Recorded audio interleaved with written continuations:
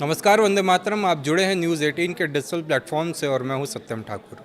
अयोध्या के राम मंदिर से जुड़े चढ़ावा चोरी के विवाद में एक बड़ी खबर सामने आई है, जहां ट्रस्ट के पूर्व महासचिव चंपत राय को क्लीन चिट मिल गई है।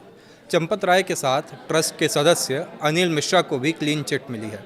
मामले की जांच कर रही एसआईटी से अपनी अंतिम रिपोर्ट शासन को सौंप दी थी। उसे श्री राम जन्मभूमि तीर्थ क्षेत्र ट्रस्ट को आगे की कार्रवाई के लिए सौंप दी गई है। सूत्रों के मुताबिक इस रिपोर्ट में चंपत राय और अनिल मिश्रा का नाम नहीं है। हालांकि सुप्रीम कोर्ट द्वारा गठित एसआईटी की जांच अभी भी चल रही है। सूत्रों के मुताबिक एसआईटी रिपोर्ट में कुल 8 लोगों के नाम शामिल हैं, जिनको पहले ही गिरफ्तार किया जा चुका है। दान चोरी मामले के उजागर होने के बाद से ही चंपत राय और अनिल मिश्रा की भूमिका पर सवाल उठ रहे थे। आरोपों के चलते ही दोनों ने ही ट्रस्ट में अपने पदों से इस्तीफा दे दिया था। अब एसआईटी रिपोर्ट में दोनों को क्लीन चिट मिल गई है, यानी कि जांच एजेंसी ने ये साफ कर दिया है कि चंपत राय और अनिल मिश्रा की चंदा चोरी मामले में कोई भूमिका नहीं है। बता दें कि ये रिपोर्ट उस एसआईटी की है जिसका गठन यूपी की योगी आदित्यनाथ सरकार ने किया था। सुप्रीम कोर्ट की निगरानी में बनाई गई दूसरी एसआईटी अब भी मामले की जांच कर रही है। हालांकि इस रिपोर्ट में अविनाश शुक्ला, अनुकल्प मिश्रा, लवकुश मिश्रा, मनीष कुमार यादव, करुणेश पांडे, रमाशंकर मिश्रा, सुभाष श्रीवास्तव और रमाशंकर यादव उर्फ टिन्नू को आरोपी माना गया है। बता दें, चंपत राय और अनिल मिश्रा ने इस मामले की जांच शुरू होने के बाद अपने पदों से इस्तीफा दे दिया था। ट्रस्ट की बैठक में दोनों ने अपने इस्तीफा भिजवा दिया था। चंपत राय ने कहा था कि वे अयोध्या में 4 महीने की चातुर्मास साधना करेंगे। लेकिन इन सब के बीच जो सबसे बड़ा सवाल है वो ये है कि आखिर क्यों चंपत राय पर उंगलियां उठ रही हैं। देखिए, जब मामला खुला तो अयोध्या निवासियों के कई बयान सामने आए।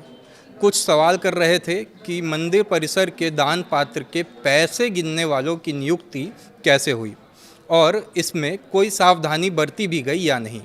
वहीं कुछ बताते हैं कि भर्तियों के लिए कभी कोई विज्ञापन जारी ही नहीं किया गया था।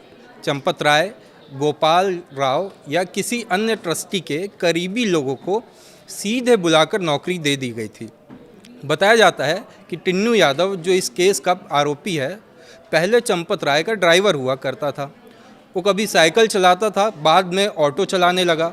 सूत्रों के मुताबिक आज उसके पास करोड़ों की संपत्ति है। इधर एक और आरोपी अनुकल्प मिश्रा के भी चंपत राय से काफ़ी करीबी संबंध बताए जाते हैं। वहीं कुछ दावे ये भी कहते हैं कि अनुकल्प मिश्रा बजरंग दल, जो कि विहिप की ही एक इकाई है, उसका सक्रिय कार्यकर्ता और आरएसएस की शाखा का भागीदार भी है। लेकिन चंपत राय और अनिल मिश्रा को क्लीन चिट मिलना अपने आप में इन सभी आरोपों को पहली नज़र में ही खारिज करके दिखता है। जहां तक बात है आरएसएस की, तो आरएसएस के शीर्ष नेतृत्व ने माना कि शुरुआती दौर में मंदिर ट्रस्ट के पदाधिकारियों, विशेषकर चंपत राय द्वारा तुरंत पुलिस में एफआईआर कराने के बजाय खुद के स्तर पर मामले को संभालने की कोशिश एक रणनीतिक भूल थी, जिससे विपक्ष को हमला करने का मौका मिला।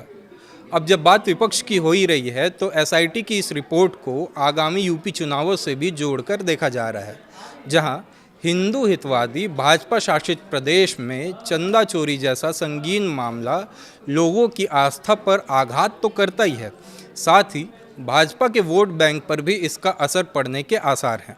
ऐसे में योगी सरकार पर न सिर्फ लोगों की आस्था बरकरार रखने का जिम्मा है, बल्कि विपक्ष के हमलों से बचते हुए दोषियों को सजा दिलाकर रामलला के भक्तों का भरोसा भी जीतना है। इस बात को खुद सीएम योगी आदित्यनाथ भी जानते हैं कि इस मुद्दे को विपक्ष भुनाने का कोई मौका नहीं छोड़ेगा। बीते शुक्रवार को जब वे कार्यक्रम में शामिल होने अयोध्या पहुंचे थे, तो सीएम योगी आदित्यनाथ ने राम मंदिर चढ़ावा चोरी पर विपक्ष के आरोपों पर जवाब दिया। योगी आदित्यनाथ ने कहा कि जिस अयोध्या में चढ़ावे की चर्चा वे करते हैं, वो मुद्दा क्या था। राम मंदिर जन्मभूमि चढ़ावा चोरी से संबंधित एक प्रकरण सामने आया। राम जन्मभूमि तीर्थ क्षेत्र न्यास ने इसके लिए सिफारिश की, एसआईटी बनी, एसआईटी के अनुसार कार्रवाई हुई, कार्रवाई चल भी रही है। उसका नाम चंदा चोरी के साथ जोड़ा गया, यानी कि वे बता रहे थे कि जिस आरोपी का नाम चंदा चोरी के साथ जोड़ा गया वहाँ मामला कहाँ तक पहुँचा और वो आरोपी यानी वो अपराधी उसके खिलाफ कार्रवाई भी हुई है। दूध का दूध पानी का पानी ये पहले दिन से कहा जा रहा है और उसके अनुरूप इस कार्रवाई को करने के लिए सरकार भी और तीर्थ क्षेत्र के ट्रस्ट भी पूरी तरह से कृत संकल्पित हैं। इसमें कोई संदेह किसी को नहीं होना चाहिए।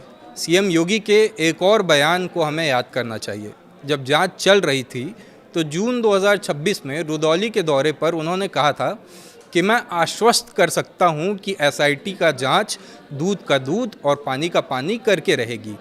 कोई अनर्गल टिप्पणी ना करे जो राम भक्तों की भावनाओं को आहत करे। अगर किसी के पास ज़रूरी दस्तावेज़ या सबूत हैं तो एसआईटी को उसे सौंप देना चाहिए। उन्होंने विपक्ष यानी सपा और कांग्रेस पर भी निशाना साधा कि जो पहले राम भक्तों पर गोली चलवा चुके या राम के अस्तित्व पर सवाल उठा चुके हैं वे अब उपदेश दे रहे हैं। तो कुल मिलाकर राम मंदिर आंदोलन के लंबे राजनीतिक इतिहास के बाद जब रामलला की प्राण प्रतिष्ठा हुई तब राम मंदिर को बीजेपी की सबसे बड़ी उपलब्धियों में गिना गया था। ऐसे में मंदिर के चढ़ावे से जुड़ा कोई भी विवाद राजनीतिक और संवेदनशील तौर पर होना स्वाभाविक है। अगर लोगों के बीच ये धारणा बनती है कि बड़े पदों पर बैठे लोगों को बचाया जा रहा है और केवल निचले स्तर के लोगों पर कार्रवाई हो रही है तो विपक्ष इसे बड़ा राजनीतिक मुद्दा बना सकता है। इसलिए इस वक्त सबसे संतुलित निष्कर्ष यही है कि चंपत राय और अनिल मिश्रा को लेकर आरोपों और जांच के निष्कर्ष को अलग अलग देखा जाना चाहिए और सिर्फ क्लीन चिट मिल जाने से पूरे विवाद में उठे बाकी सवालों को ख़त्म मान लेना भी अपने आप में गलत होगा, क्योंकि मामला सिर्फ दो लोगों का नहीं है। मामला राम मंदिर में चढ़ने वाले करोड़ों श्रद्धालुओं के विश्वास का है और आने वाले समय में इस केस की जांच और उसकी रिपोर्ट जिस तरह सामने आती है उसका सिर्फ कानूनी प्रक्रिया पर नहीं बल्कि अयोध्या राम मंदिर और उत्तर प्रदेश की राजनीति पर भी असर पड़ सकता है। आपका एसआईटी की रिपोर्ट पर क्या कहना है, क्या राय है, हमें कमेंट बॉक्स में ज़रूर बताएं और ऐसे ही वीडियोस के लिए हमारे चैनल को सब्सक्राइब करें। धन्यवाद।